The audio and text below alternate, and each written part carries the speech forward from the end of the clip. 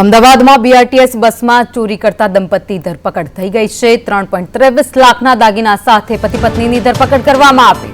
Crime બ્રાન્ચે 3 ચોરીનો ભેદ ઉકેલ્યો છે। રૂપા પરમાર અને રોહિત પરમારની ધરપકડ કરાઈ છે। વધુ અપડેટ સાથે સંવાદદાતા જિગ્નેશ પટેલ અમારી સાથે જોડાયા છે। જિગ્નેશ, બીઆરટીએસ બસમાં જો મુસાફરી કરો છો તો ધ્યાન રાખવું પડશે। એક પતિ પત્નીની ધરપકડ કરવામાં આવી છે જે ચોરી કરતા હતા।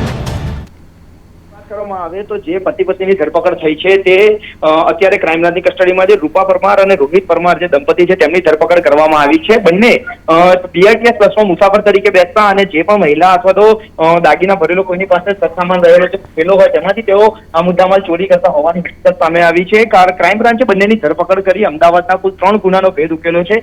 જો કે આરોપીઓની પૂછપરછમાં વધુ કેટલાક ગુનાનો ભેદ ઉકેલાય તેવી શક્યતાઓ જોવાઈ રહી છે। આભાર માહિતી માટે।